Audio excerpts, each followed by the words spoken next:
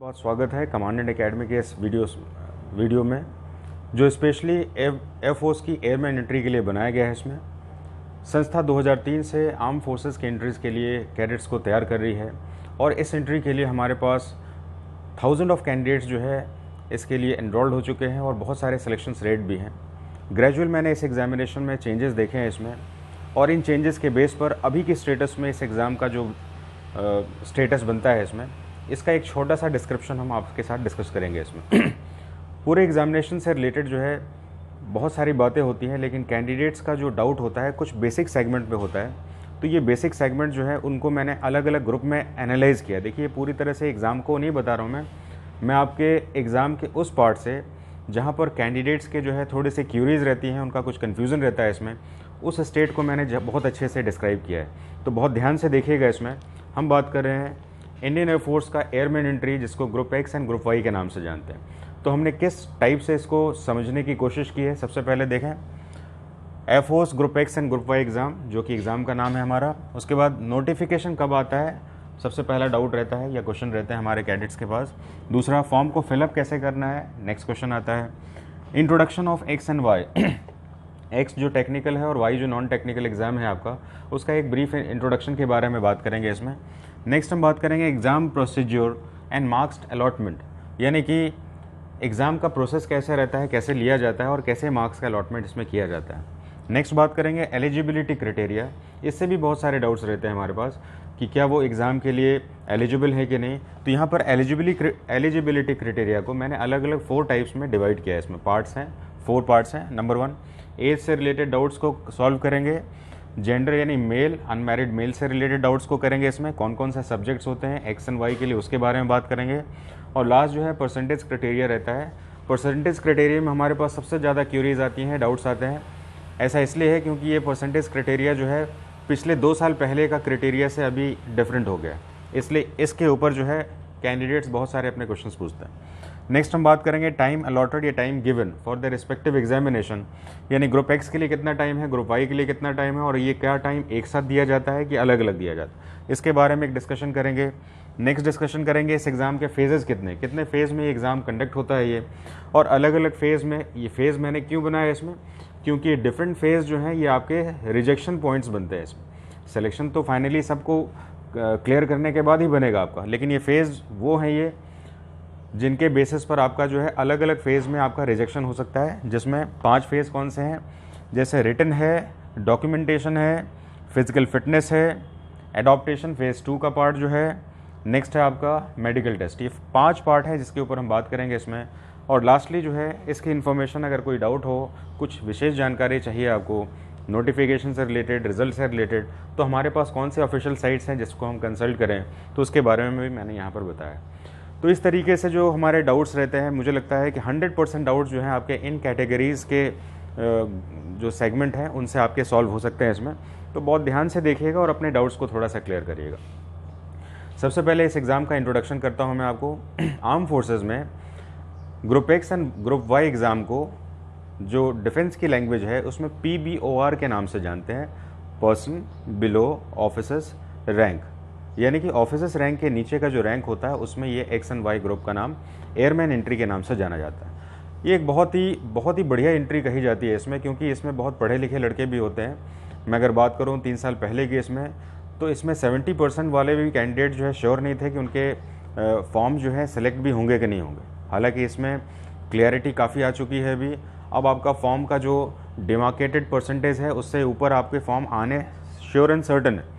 पहले ये sure and certain नहीं था कि ये फॉर्म आएगा भी कि नहीं, और बहुत सारे लोग जो है इसमें ब्लफ भी करते थे इसमें कि आपका हम फॉर्म मंगा देंगे इसमें। तो वो अब एरा ख़त्म हो चुका है, तो इसलिए जो है इस बात को ध्यान रखें। ये एक PBOR एंट्री है, पर्सन बिलो ऑफिसर्स एंट्री है। इस वर्ड को थोड़ा एम्फेसाइज इसलिए कर रहा हूँ क्योंकि बहुत सारे कैंडिडेट्स एयरफोर्स का मतलब फ्लाइंग समझते हैं, यानी कि एयरक्राफ्ट उड़ाने से रिलेटेड अपने आप को जोड़ते हैं कि मैं एयरफोर्स में जाना चाहता हूँ क्योंकि I want to fly aircraft. तो ये बात ध्यान रखें इसमें कि एयरक्राफ्ट को फ्लाई करने की जो एंट्री इंटरमीडिएट में है उसका नाम है आपका ND एग्जामिनेशन। एयरफोर्स की एंट्री आपकी फ्लाइंग से रिलेटेड नहीं है, फ्लाइंग से रिलेटेड एसोसिएट वर्क के लिए है, इसलिए इसको एयरमैन एंट्री कहते हैं और PBOR एंट्री कहते हैं, पर्सन बिलो ऑफिसर्स रैंक। यानी कि इस एंट्री का नाम, सबसे पहले इसका नाम को क्लैरिफाई करें आप, ये है मेरे पास ये भी सेगमेंट आता है, सर मैं इंडियन एयरफोर्स में जाना चाहता हूँ, फ्लाइंग करना चाहता हूँ, लेकिन मैं एक्स एंड वाई की तैयारी करना चाहता हूँ। तो ये डाउट को ज़रूर क्लियर कर लें। अब हम बात करते हैं नोटिफिकेशन से रिलेटेड। ये एक बाई एनुअल एग्ज़ाम है, साल में 2 बार कंडक्ट किए जाने वाले एग्जामिनेशन है। साल में इसका नोटिफिकेशन आता है, साल में 2 बार एग्ज़ाम होता है। तो पहला नोटिफिकेशन आता है जनवरी में, और जनवरी में जो नोटिस आता है इसमें, इसका एग्ज़ाम कंडक्ट होता है आपका मार्च में, मिड ऑफ मार्च का जो डेट होता है उसमें आपका एग्ज़ाम कंडक्ट होता है। तो नोटिफिकेशन जो है जनवरी में आता है पहला, और दूसरा आता है आपका जुलाई में। तो जुलाई का नोटिफिकेशन जो रहता है उसका एग्ज़ाम कंडक्ट होता है आपका सितंबर के महीने में। तो इस तरह से साल में 2 बार नोटिफिकेशन आती है, और कैंडिडेट्स को जो है अपने फॉर्म को फिलअप करना होता है। कैसे फिलअप करना होता है, क्योंकि ये नोटिफिकेशन आपको ऑनलाइन दी जाती है, आप इसको एम्प्लॉयमेंट न्यूज़पेपर के थ्रू भी पढ़ सकते हैं, इसमें इलेक्ट्रॉनिक मोड से भी आप जानकारी ले सकते हैं, लेकिन आपको फॉर्म की जानकारी, जो वैलिड जानकारी है, वो आपको ऑनलाइन से ही पता चलती है, यानी कि थ्रू नेट आपको पता चलता है इसमें। और क्योंकि ये फॉर्म को फिलअप करने का क्राइटेरिया भी आपका ऑनलाइन ही है, इसलिए आप ध्यान रखें इसमें कि अपने आप को अपडेट करें। और इसके लिए कुछ बेसिक चीज़ों का ध्यान रखें कि अपना एक ईमेल आईडी बना लीजिए, अपना एक परमानेंट फ़ोन नंबर रखिए। आपके एज में जो है जनरली ईमेल लोग नहीं बनाते हैं। मैंने ये बात इसलिए कही क्योंकि ऐसे मेरे पास बहुत सारे केसेस हैं जिसमें कि कैंडिडेट्स ने फॉर्म तो फिलअप किया, लेकिन उसको पता नहीं कि उसका फॉर्म सेलेक्ट हुआ कि नहीं, क्योंकि उसकी सारी नोटिफिकेशन जो है जिनके ईमेल पे दी हुई है वो उनके साथ एसोसिएट नहीं है, वो हो सकता है साइबर कैफ़े वाला हो। तो यहाँ पर इस बात का ध्यान रखें कि ये सारा सिस्टम जो है ऑनलाइन से होगा, और इसलिए आपको ईमेल बना लेना चाहिए, ईमेल अकाउंट बनाना चाहिए, और अपना एक फ़ोन नंबर रखना चाहिए, क्योंकि ये दोनों ही बाद में एक बहुत ही अच्छा मीडियम होगा जिससे आपका ये कम्युनिकेशन होगा कि आपका एग्ज़ाम का फॉर्म सेलेक्ट हो गया। जो भी नोटिफिकेशन आती है इसमें आपको मिलता रहेगा इसमें। तो ये कैसे मिलेगा इसमें, इसके लिए ध्यान रखें। इसमें ये 3 साइट्स हैं जो मैं आपको लास्ट में बताऊंगा। इन 3 साइट्स के थ्रू जो है आप अपना कंसल्ट भी कर सकते हैं, और आप कुछ वेरियस इन्फॉर्मेशन भी शेयर कर सकते हैं, जानकारी ले सकते हैं। तो हमने यहाँ पर नोटिफिकेशन के बारे में बात किया। नेक्स्ट हम फॉर्म फिलअप के बारे में बात करें। ऑनलाइन फॉर्म फिलअप का क्राइटेरिया है यहाँ पर, इस बात का ध्यान रखें। फॉर्म फिलअप करने से पहले आप अपने लिए एक फ़ोटोग्राफ्स बनवा लें, जिसके स्लेट में जो है आपका नाम, आपका डेट ऑफ बर्थ और डेट ऑफ फोटोग्राफ्स लिखा होना चाहिए। ये क्लियर वर्ड में लिखा होना चाहिए। फ़ोटोग्राफ ब्लू कलर के बैकग्राउंड में होना चाहिए इसमें। और फोटोग्राफ का जो साइज़ जो है आपका, जो इसका मेमोरी लेता है इसमें, ये अराउंड 50 KB में आ जाना चाहिए, क्योंकि बाद में बहुत सारे कैडेट्स का फ़ोटोग्राफ या फॉर्म जो है डाउनलोड नहीं होता। तो फ़ोटोग्राफ डाउनलोड करने में अगर आपने बहुत ज़्यादा MB का फॉर्म बना लिया होगा तो वो भी प्रॉब्लम में आता है इसमें।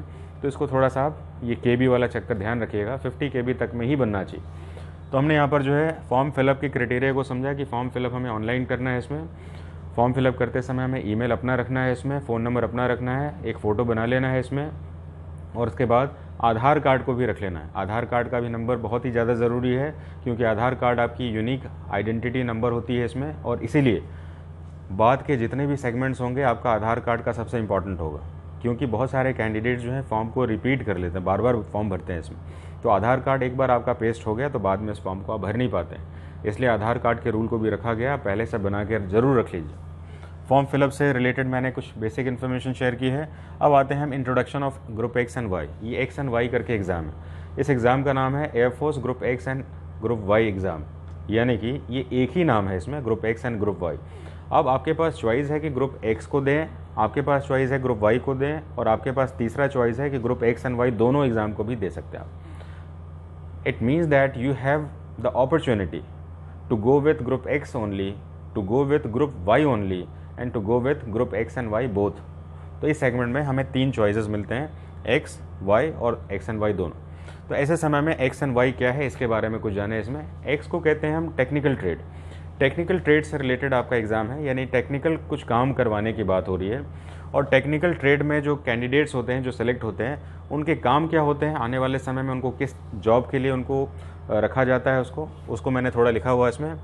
एयर फ्रेम फिटर, अगर आप ध्यान से नहीं देख पाएँ तो मैं आपको बता दूं, एयर फ्रेम फिटर है, वेपन फिटर है, इलेक्ट्रिकल एंड इलेक्ट्रॉनिक्स फिटर है। यानी कि सारे सेगमेंट ऐसे हैं जो आपके टेक्निकल और साइंस सब्जेक्ट के साथ एसोसिएटेड है। अब हम यहाँ पर बात करेंगे ग्रुप वाई के लिए। ग्रुप वाई जो है एक नॉन टेक्निकल पार्ट है आपका, ग्रुप है आपका, जिसमें कि आपको साइंस पेपर या नॉन टेक्निकल सब्जेक्ट से रिलेटेड ही वर्क असाइन किए जाते हैं, जिसमें कि आपका एडमिनिस्ट्रेशन असिस्टेंट होता है इसमें, अकाउंट असिस्टेंट होता है इसमें, ध्यान से देख के चलें। Account assistant, administration assistant, logistic assistant, medical assistant, police and security जैसे काम दिए जाते हैं। इनको टेक्निकल पार्ट से कोई रिलेशन नहीं रहता है। तो हमने एक्स एंड वाई के जो ग्रुप हैं उनके जॉब प्रोफाइल क्या है उनके बारे में थोड़ी सी जानकारी ली। अब हम यहाँ पर बात करेंगे कि इंट्रोडक्शन में एक्स समझ में आ गया, वाई समझ में आ गया, लेकिन हम इस एग्ज़ाम के बारे में जानेंगे एक्स के लिए एलिजिबल कौन है और वाई के लिए एलिजिबल कौन है। तो एक्स के लिए वही कैंडिडेट एलिजिबल होगा जो कि इंटरमीडिएट का जो है स्कीम या 10+2 का स्कीम है, 10+2 और इंटरमीडिएट 2 स्कीम है इसमें जिनके पास फिजिक्स और मैथ्स के साथ इंग्लिश पढ़े जाने वाला सेगमेंट है वही टेक्निकल के लिए एंटाइटल्ड है। इस बात का ध्यान रखें। इसमें टेक्निकल का जो स्लैब बनता है आपका वो साइंस ग्राउंड के स्टूडेंट्स के लिए है जिसके साथ फिजिक्स और मैथ्स, यहाँ पर केमिस्ट्री वर्ड नहीं लिखा जाता है, chemistry is not required here.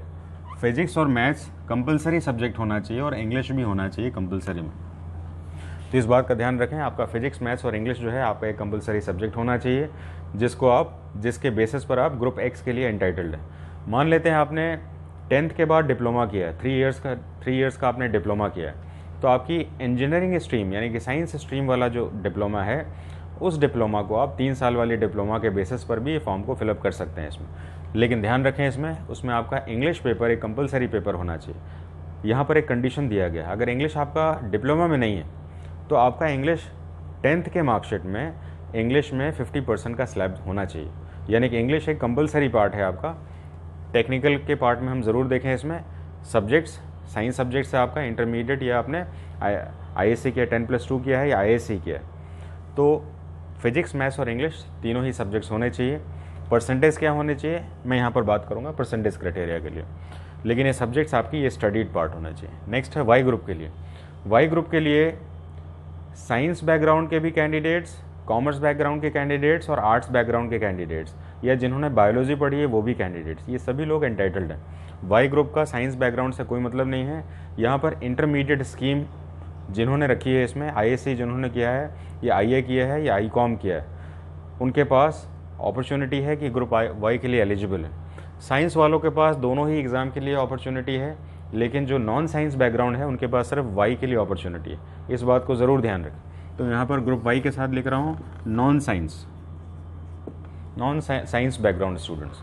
तो यहाँ पर हम देखेंगे कि साइंस बैकग्राउंड के स्टूडेंट्स का क्या काम है, नॉन साइंस बैकग्राउंड का क्या काम है।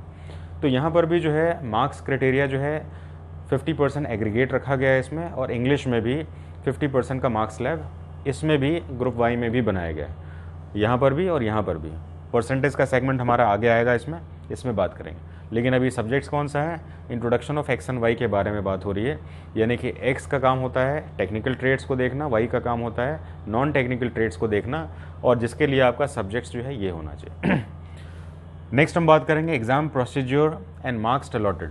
इस एग्ज़ाम का प्रोसेस क्या है और मार्क्स कैसे अलॉट किए जाते हैं, इसके बारे में एक ब्रीफ इन्फॉर्मेशन को कैरी करेंगे इसमें। तो सबसे पहले हमें देखना होगा इसमें कि इस एग्ज़ाम में जो कैंडिडेट्स पार्टिसिपेट करते हैं इनके 3 ग्रुप बने हुए।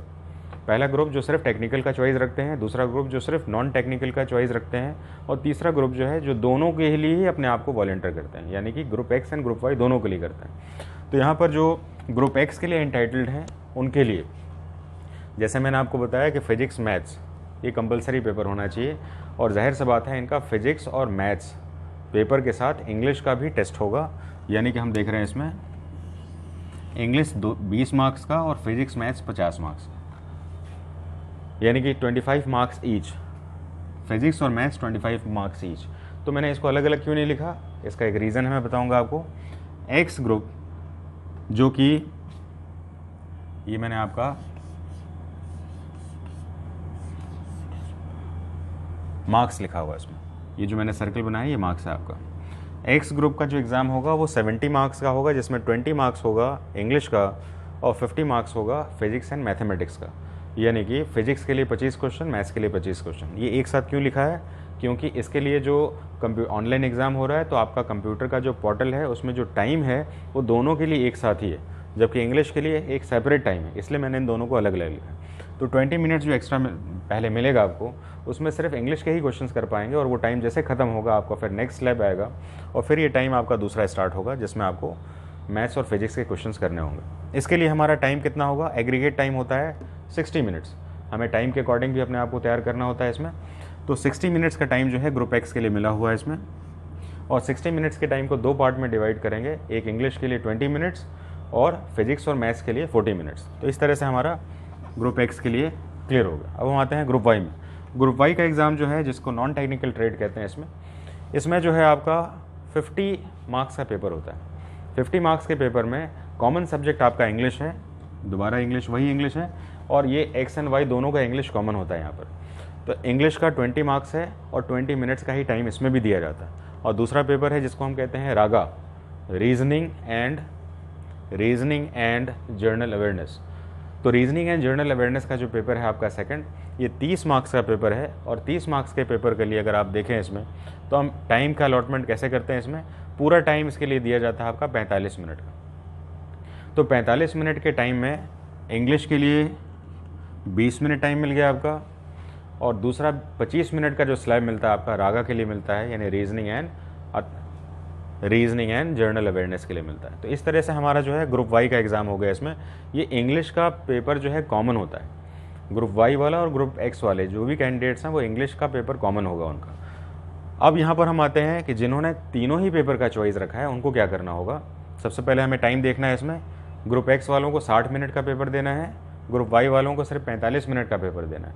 लेकिन अगर आपने ग्रुप एक्स एंड वाई दोनों को चूज़ किया है इसमें, तो आपको 85 मिनट्स का टाइम देना है एग्ज़ाम के लिए। 85 मिनट्स का टाइम देना है, और इस 85 मिनट्स के टाइम में आपका क्वेश्चंस का अलॉटमेंट होगा 100, पूरे 100 क्वेश्चंस आ जाएंगे इसमें। 100 क्वेश्चंस को ज़रा ध्यान रखें इसमें। 20 कॉमन है आपका, जैसे मैंने बताया इंग्लिश के लिए 20 कॉमन क्वेश्चंस हैं, और उसके लिए 20 मार्क्स अलॉटेड हैं आपके, 20 मिनट्स अलॉटेड है 20 क्वेश्चंस के लिए। अब हम बात करेंगे एक्स के लिए हमने कितना टाइम दिया था, क्योंकि कॉमन हो गया इंग्लिश तो इसको हमें हटा देना है, ये कॉमन हो गया आपका। तो इंग्लिश जो है दोनों में ही है और दोनों के लिए 20-20 मार्क्स हैं आपके, और ये कॉमन हो गया तो इंग्लिश को यहाँ पर फिर अलग रख देंगे। एक्स के लिए हमने कितना टाइम दिया था, एक्स का मतलब हम मानेंगे फिजिक्स और मैथ्स को, तो 50 मार्क्स हो गया ये। और वाई में रीजनिंग एंड जर्नल अवेयरनेस, ये हो गया 30 मार्क्स, तो 50 और 30 हो गया हमारा 80। और इंग्लिश के 20 मार्क्स, तो हो गया आपके 100, यानी कि पूरे 100 मार्क्स का आपका पेपर एक्स एंड वाई बनता है आपका। तो इस तरह से जो है एग्ज़ाम प्रोसीजर हमने पढ़ा है इसमें कि कैसे एग्ज़ाम होता है। ऑनलाइन टेस्ट होगा, ऑनलाइन टेस्ट में इंग्लिश का कॉमन पेपर होगा। इंग्लिश आपको एक्स में हो वाई में हो, देना ही इंग्लिश है आपको, तो इंग्लिश का पेपर आपको कॉमन है। और उसके बाद अगर आपने सिर्फ एक्स में है तो फिजिक्स मैथ्स देंगे, और वाई में है तो रागा का पेपर देंगे। और अगर आपने एक्स एंड वाई दोनों को चुना है इसमें, तो रागा के बाद आप फिर रागा के साथ आप एक फिजिक्स और मैथ्स के भी पेपर को अटैम्प्ट करेंगे इसमें। तो अगर आपने पूरा दोनों ही स्लैब को रखा है तो एक्स एंड वाई आपका दोनों है। मेरा आपको सजेशन होगा कि जो भी साइंस ग्राउंड स्टूडेंट्स हैं उनको एक्स एंड वाई दोनों को ही देना चाहिए, क्योंकि इसके टेक्निकल एस्पेक्ट्स पर मैंने बहुत सारे ऐसे कैंडिडेट्स देखे अपने पास जो कि एक्स ग्रुप में जाना चाहते हैं, लेकिन उनका कुछ पॉइंट्स से मार्क्स के डिफरेंस से जो है उनका सिलेक्शन नहीं हो पाता और वाई में सिलेक्शन आ जाता है। फिर वो चॉइस है उनका, आप चाहें तो मत जाइए, लेकिन आप बीइंग एन एग्जामिनी आपको देखिए बहुत ज़्यादा मेहनत इसमें नहीं करनी होती। तो आपने अपनी स्ट्रैटेजी बनाते समय इस बात का ध्यान रखें, अगर मेरे पास ऑप्शन है तो मैं सारे ऑप्शंस को अवेल करूँगा, बाद में डिसाइड करूँगा कि मैं जाऊँगा कि नहीं जाऊँगा। क्योंकि आपका ये जो सब्जेक्ट बना हुआ है रागा का, इसमें जर्नल अवेयरनेस का, इसमें आपका रीजनिंग के साथ जर्नल अवेयरनेस, करंट अफेयर्स, ये सब पढ़ना होता है। और ये पेपर जनरली सभी एग्जामिनेशन का एक बिल्कुल बेसिक पार्ट होता है, कोर पार्ट होता है। आप इनको कभी अवॉइड भी नहीं कर सकते, इसलिए आपकी पढ़ाई की शुरुआत भी हो जाती है आने वाले फ्यूचर कंपटीशन के लिए, और फिर आप दोनों ही एग्ज़ाम के लिए एक अच्छे सब्जेक्ट्स बन जाते हैं। तो हमने अभी बात की थी एग्ज़ाम का प्रोसीजर। नेक्स्ट बात करेंगे आपकी एलिजिबिलिटी यानी योग्यता, क्या योग्यता होनी चाहिए, इसके बारे में हम बात करेंगे। आपकी योग्यता के कैटेगरीज में मैंने 4 भागों में डिवाइड किया है, क्योंकि ये 4 डिफरेंट कैटेगरीज में हमारे पास क्वेश्चन आते हैं। एज क्राइटेरिया, जेंडर, सब्जेक्ट कौन से होने चाहिए, और परसेंटेज क्राइटेरिया। थोड़ा बेसिक इन्फॉर्मेशन मिल गया होगा, फिर भी ये एलिजिबिलिटी में आपको ध्यान रखना है। एज का जो स्लैब है आपका, ये 16 to 21 ईयर्स का स्लैब है, 16 to 21 ईयर का स्लैब है आपका। और एक्स एंड वाई के लिए स्लैब में थोड़े से डिफरेंसेस रखे गए हैं इसमें, जैसे कि 17 ईयर से 21 ईयर्स का स्लैब और 16 to 20 ईयर्स का स्लैब, ऐसा करके स्लैब रखा गया है इसमें। लेकिन 16 ईयर्स में कोई इंटरमीडिएट पास नहीं करता, क्योंकि दोनों ही एग्ज़ाम एक्स एंड वाई के लिए आपको इंटरमीडिएट में 50% मार्क्स चाहिए, इसलिए आप इंटरमीडिएट का एग्ज़ाम जो है अराउंड 17 ईयर्स में ही क्वालिफाई करते हैं। इसलिए ये 17 to 21 ईयर्स का एग्ज़ाम इसको मानना ज़्यादा बेहतर होता है इसमें, क्योंकि 16 ईयर्स में कोई भी इंटरमीडिएट क्वालिफाई नहीं करता, तो इसलिए 16 ईयर्स रखा गया। अगर आप हैं तो आप कुछ एक्सेप्शंस में से हैं, लेकिन ये 16 to 21 ईयर्स के एज का स्लैब का एग्ज़ाम। तो एज कैटेगरी में हमें 16 to 21 ईयर का स्लैब मानना है इसमें।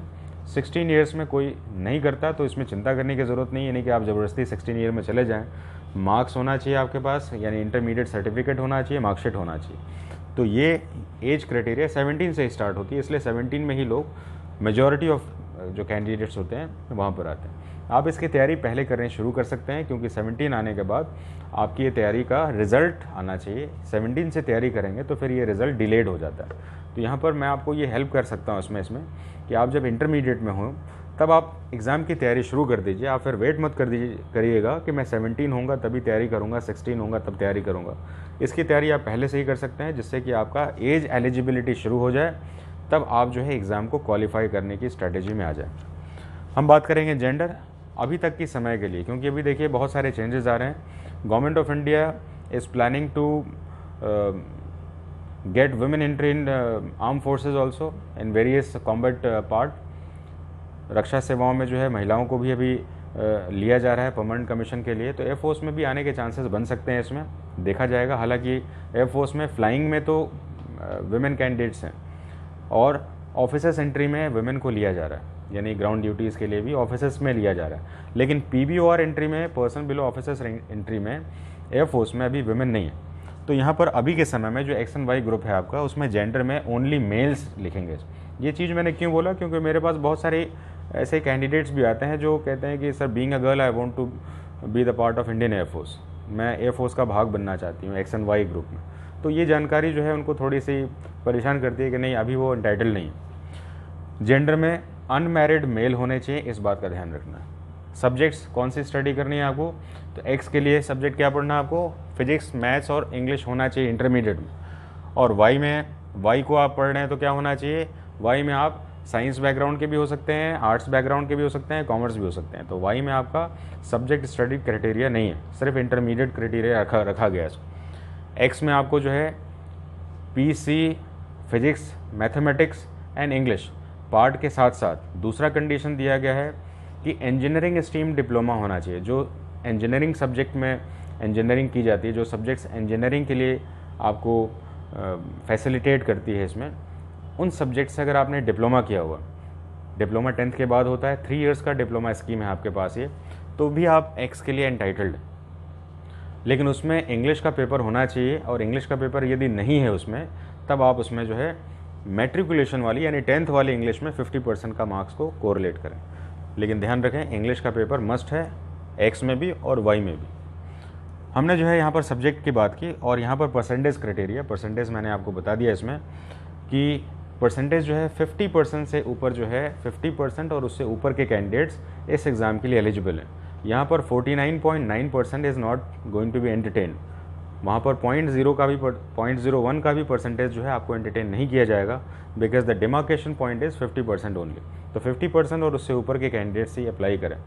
पहले ये लिखा जाता था 50% और उससे ऊपर, लेकिन कॉल नहीं आते थे। लेकिन अब ऐसे कोई गुंजाइश नहीं है। 50% अभी भी लिखा जाता था और पहले भी लिखा जाता था, लेकिन कॉल नहीं आते थे। अब ये कॉल वाली चक्कर नहीं है। पिछले 2 साल से 50% का मतलब है 50% के ऊपर आपका कॉल आएगा। बीच में बहुत सारे लोग मीडिएट करते हैं और कहते हैं मैं मंगा दूंगा कॉल, ऐसा। अब तो ये प्रोसेस ही ख़त्म हो गया इसमें। तो मैं आपको ये बताना चाहूँगा, मेरे पास ऐसे लोग आते हैं इसमें कि सर ऐसा 52% है, पता नहीं आएगा कि।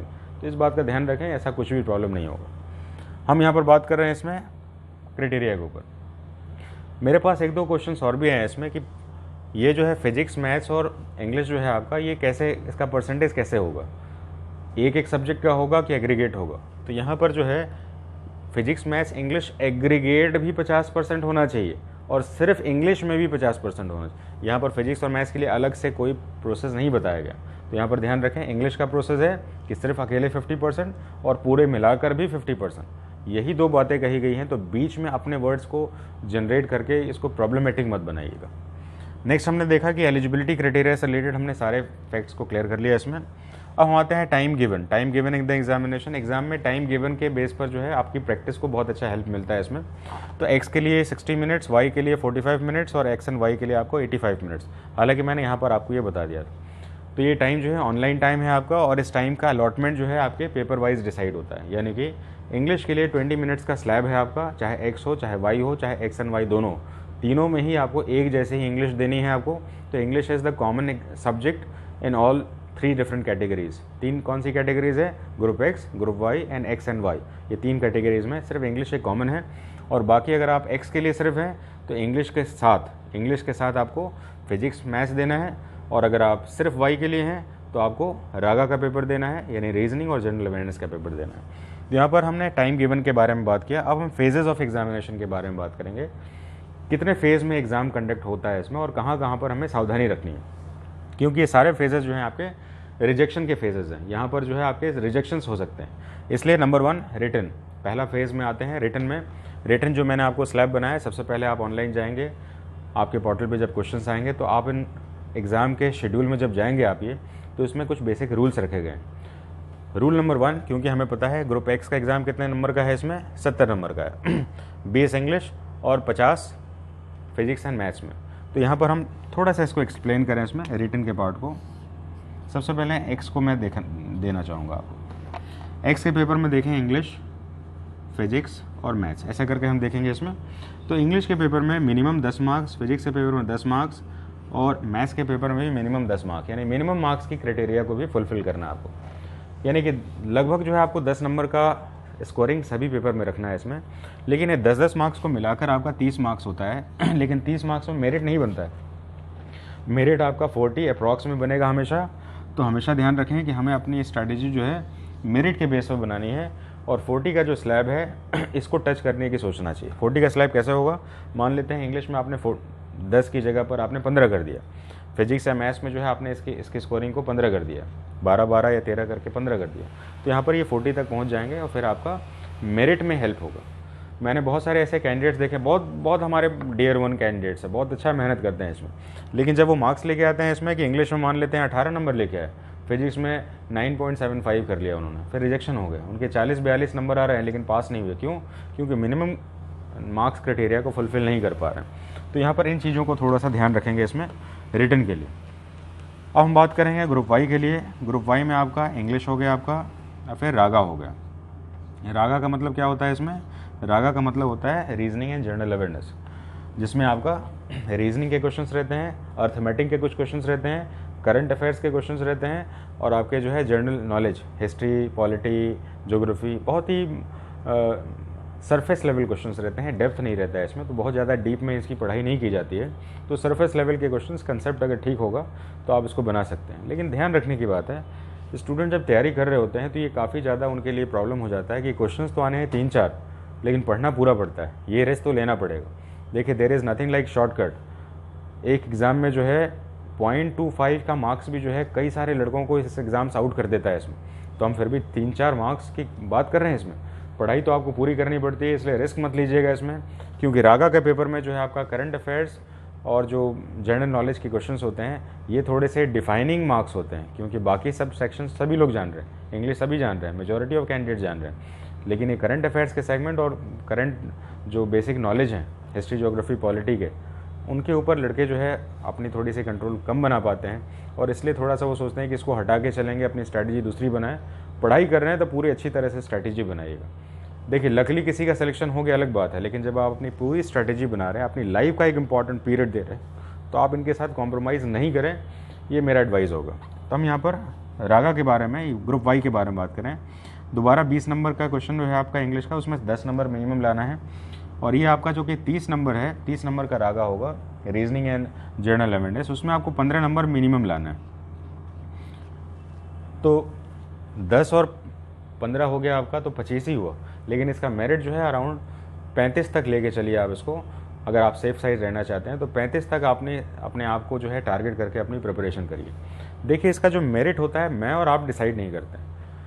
जब कैंडिडेट का एक स्लैब बहुत इंटेलिजेंट होगा, ज़्यादा स्कोर करेगा, तो उसका मेरिट बढ़ेगा ही बढ़ेगा इसमें। तो ऐसा नहीं है कि मेरिट इतना ही रहेगा। मेरिट का मतलब है कि कैंडिडेट्स की पोटेंशियल इंटेलिजेंस जो है कितने क्वेश्चंस को करेक्ट करने की है।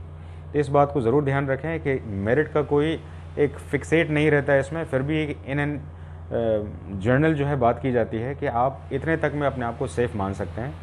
तो आप जो है 35 के करीब अगर करेंगे इसमें, तो मेरे हिसाब से टारगेट बना के चलिए 35 का, तो आप जो एक सेफ साइड में रहेंगे इसमें, ये मेरा आपको एडवाइस होगा। तो हमने यहाँ पर रिटन के बारे में बात कर लिया, अब हम बात करेंगे डॉक्यूमेंट्स के बारे में। डॉक्यूमेंट्स में भी कैंडिडेट्स छट जाते हैं इसमें। तो डॉक्यूमेंट्स में जो है ध्यान रखना है कि सारे ओरिजिनल आपके मैट्रिकुलेशन, इंटरमीडिएट के सर्टिफिकेट्स लेके जाने हैं, जो भी आपका एडमिट कार्ड था वो भी, और जो आपके पास फ़ोटो के साथ एक आईडी प्रूफ है उसको भी लेके जाना है आपको। आधार भी लेके जाना है जो आपकी पहचान को मैचअप करे, वेरीफाइड करे इसमें। तो डॉक्यूमेंट्स के सेगमेंट में ये सारी चीज़ें आपको पता चल जाएंगी इसमें, जो कि ओरिजिनल ही लेके जानी है इसमें। और बाई चांस किसी कारण से अगर गुम हो गया है, नाम में कुछ एरर है इसको, तो पहले से ही ठीक करा लीजिएगा इसमें, क्योंकि उस समय जो है इस सेगमेंट में भी बहुत सारे मेरे पास क्यूरी आती है कि सर नाम में ये चेंज है, नाम में वो चेंज है। तो बाद में जो है इसका प्रोसेस थोड़ा सा कॉम्प्लिकेटेड हो जाता है और बच्चा अपनी एग्जामिनेशन की प्रोसीडिंग की तैयारी करेगा कि ये सब दूसरे कामों में एंगेज होगा, इसमें थोड़ा सा प्रॉब्लम बढ़ जाता है। तो अगर नाम में कुछ चेंजेस हैं तो उनको पहले से ही कृपया प्रोसीड कर लीजिएगा, क्योंकि उस समय जो है काफ़ी ज़्यादा आपको हार्डशिप लगता है इसमें, क्योंकि आप जो है बहुत ही फाइनल टचिंग पॉइंट पर रहते हैं और आपका डिस्टर्ब होना जो है दूसरे फेज़ को भी डिस्टर्ब करता है इसमें। हम यहाँ पर बात करेंगे आपके फिजिकल फिटनेस टेस्ट में। फिजिकल फिटनेस के लिए कैंडिडेट्स को जो है कुछ बेसिक मॉड्यूल हैं, ध्यान रखना है इसमें। रनिंग है आपकी, जिसमें 1600 मीटर की रनिंग है, जो कि आपकी 6.5 मिनट में आपको पूरी करनी होती है। एक ईजी पार्ट है, जनरली स्टूडेंट्स कर लेते हैं इसमें, और कुछ नहीं भी कर पाते हैं क्योंकि पढ़ाई में ज़्यादा ध्यान देते हैं। तो थोड़ा सा इसको 1 महीने 1.5 महीने में कवर अप किया जा सकता है अगर आप फिट हैं तो। स्क्वाट्स की बारी आती है, नेक्स्ट है पुशअप्स की बारी और सिटअप्स की बारी। तो यहाँ पर स्क्वाट, पुशअप और सिटअप, इसकी प्रैक्टिस करते रहें इसमें। सभी को जो है आप आराम से लेके चलिए, pushup and situps and squats को लेके चलिए। मुझे नहीं लगता है कि आप पुशअप जो है 20 नहीं करते होंगे। आप सोचिए कि 10 की ज़रूरत है, आप 20 तो आराम से कर लेते होंगे। बीइंग अ बॉय और इस एज में जो है इतना पुशअप करना बहुत हार्ड नहीं होता। तो फिज़िकल फिटनेस में आपकी हार्डशिप जो रहती है वो रनिंग वाली पार्ट में रहती है, तो थोड़ी सी रनिंग की प्रैक्टिस को आप पहले से स्टार्ट कर दीजिएगा। नेक्स्ट है एडेप्टेशन। इसको हम फेज़ 2 के नाम से भी जानते हैं। इसमें जो रिटन क्वालिफाई करते हैं, जब उनको फेज़ 2 के लिए बुलाया जाता है, तो इस टेस्ट को रिसेंटली इंट्रोड्यूस किया गया है। मेरे हिसाब से अभी तीसरा एग्ज़ाम होगा इसका, क्योंकि हमारे पास लंबे समय से इस एग्ज़ाम के लिए लड़के ट्रेंड होते हैं। फेज़ 1 रिटन के लिए, फेज़ 2 के लिए भी तैयार होते हैं। तो पहले बैच में जब मैंने लड़कों को तैयार किया था फेज़ 2 के लिए, जिसमें कि आपका 81, 82 एक साइकोलॉजी टेस्ट होता है फर्स्ट टेस्ट में, जिसमें अराउंड 45 क्वेश्चंस आते हैं। 45 क्वेश्चंस 30 मिनट में करने होते हैं। ये आपके सिचुएशन रिएक्शन बेस्ड क्वेश्चंस होते हैं, और इसमें कुछ अर्थमेटिक रीजनिंग के भी क्वेश्चंस दे दिए जाते हैं 45 क्वेश्चंस में। तो 45 क्वेश्चंस को 30 मिनट्स में किया जाना है इसमें, और वो एक सिंपल से एजम्पशंस पर बनते हैं जिसको आराम से आप तैयार कर सकते हैं। ये आपकी एडॉप्टेबिलिटी को, डिसीजन मेकिंग के सेगमेंट को चेक करता है। यहाँ पर भी कैंडिडेट्स को मैंने रिजेक्ट होते हुए देखा है इसमें। इनके परसेंटेज कम है, लेकिन आने वाले समय में कैंडिडेट्स की संख्या जब बढ़ जाएगी, in the proportion of the seat कम है और कैंडिडेट ज़्यादा हैं, तो इसमें रिजेक्शन ज़्यादा होते हैं। इस बात को ध्यान रखिएगा इसमें। तो हम पहली फेज़ में जब देख रहे हैं कि कैंडिडेट्स का एक साइकोलॉजी पार्ट हो रहा है, जिसमें कि वो सिचुएशन रिएक्शन बेस्ड और अर्थमेटिक एप्टीट्यूड से रिलेटेड क्वेश्चंस को कर रहे हैं। 45 क्वेश्चन है आधे घंटे में। और दूसरे 82 में जब जाते हैं, उसमें इस फेज़ का दूसरा जो टेस्ट है आपका, उसमें group discussion and introduction round होता है, जिसको हम इंटरव्यू भी कह सकते हैं इसमें। तो कैंडिडेट्स को जो है अराउंड 15 स्ट्रेंथ में जो है सेमी सर्कुलर पार्ट में बिठाया जाता है। सेमी सर्कुलर कैसा होता है? इस तरह से होता है, और अराउंड जो है 12 से 15 कैंडिडेट्स बैठते हैं। सामने एग्जामिनर्स होते हैं, इसमें एसेसर्स होते हैं जो आपको चेक कर रहे होते हैं, और वो आपको एक टॉपिक देते हैं। आसान सी टॉपिक अभी तक दे रहे हैं, आने वाले समय में शायद ये टॉपिक बढ़ा दें। उनका जो है टॉपिक का जो डिमांड है, टॉपिक का जो क्वालिटी है, वो शायद बढ़ सकता है इसमें, क्योंकि स्टार्टिंग में तो ईजी था इसमें, क्योंकि मैंने बताया कि हम बहुत बेस से लड़कों को चेक कर रहे हैं इसमें। फर्स्ट जब एंट्री आई थी फेज़ 2 की, तभी भी हमने कैंडिडेट्स तैयार किए थे, तभी भी पास बहुत सारे लड़के हुए थे। तो वो एजम्पशंस के बेस पर मैं बात कर रहा हूँ। तो फेज़ 2 में जो कैंडिडेट्स गए थे, पहली बार गए थे, तो उनको सबसे पहले टॉपिक देने के अलॉट करने के बाद कहा गया था कि आप इस टॉपिक के ऊपर अपना कुछ विचार रखिए पहले। और ये विचार में जिन्होंने कुछ बोल दिया और बाद में जीडी में नहीं भी बोला, तो उनका भी सिलेक्शन हुआ था।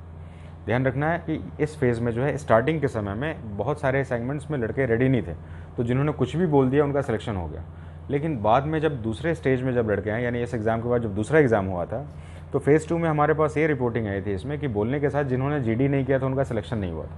तो यहाँ पर ध्यान रखेंगे, ग्रुप डिस्कशंस में थोड़ी सी बातचीत करनी शुरू कर दीजिए, बहुत ज़्यादा हार्ड नहीं है, इसमें आराम से 1-1.5 महीने के सेगमेंट में सीखा जा सकता है। और आप उस समय लास्ट फेजेस में थोड़ा सा फोकस करेंगे तो मेरे हिसाब से इसको बहुत आसान से कर सकते हैं। मैं कैसे कह सकता हूँ इसको, क्योंकि हम जब लड़कों को ट्रेन करते हैं तो मुझे पता है कितने दिनों की ज़रूरत होती है, क्योंकि वो लड़के फेज़ 2 के लिए हमारे पास 15 दिनों के लिए आते हैं और 15 दिनों में ही बहुत सारा उनके अंदर चेंजेस आ जाते हैं। तो मैंने तो आपको फिर भी 1 और 1.5 महीने बताया, आराम से आप कर लेंगे इसमें। तो इसलिए इस बात का ध्यान रखेंगे इसमें कि आप अपने कम्युनिकेशन पार्ट को अपने रिटन के साथ ही अपने फ्रेंड्स के बीच में थोड़ी थोड़ी इंग्लिश के साथ बातचीत करनी शुरू कर दीजिए।